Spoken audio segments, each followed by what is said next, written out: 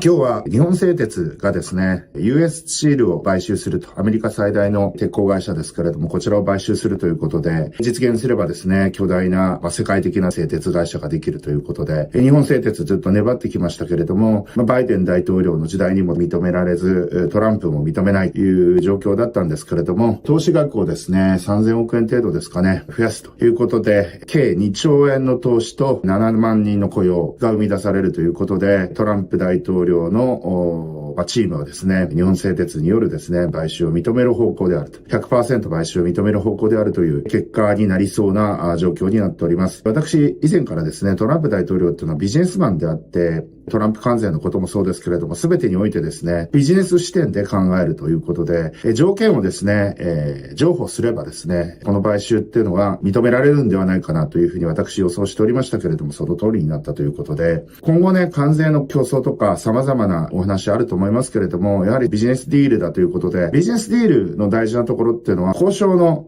最低限ここまでは譲歩してもいいということをですね、見せずに交渉していって、最終的にそこで譲歩をすると。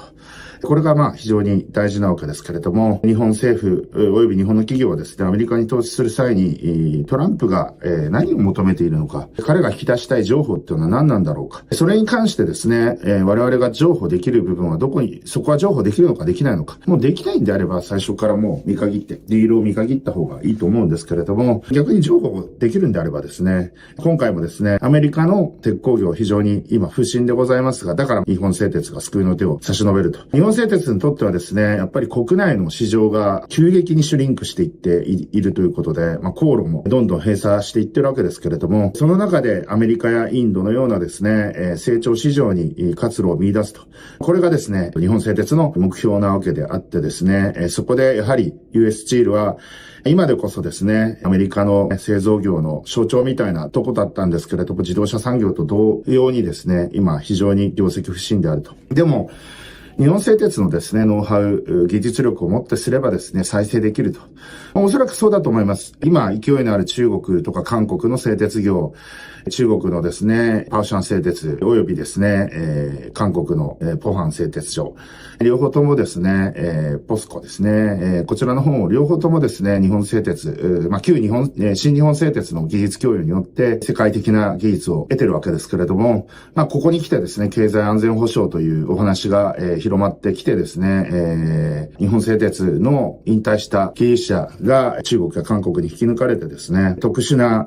鋼であったりとかですね、こういった特殊な鋼板であったりとか、こういったところでですね、日本の技術を盗んでいると。実際そうなんでしょうけれども、そういったものを防止しなければいけない。そのためにはやはり日本製鉄のですね、企業体力をつけていかなければいけない。維持。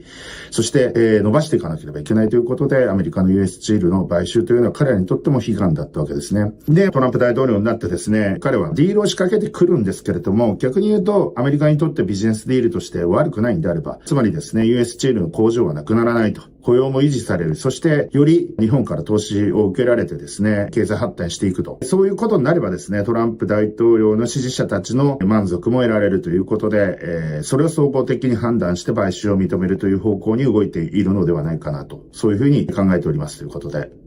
今日は日本製鉄の US スチール買収について、解説させていただきました。いってらっしゃい。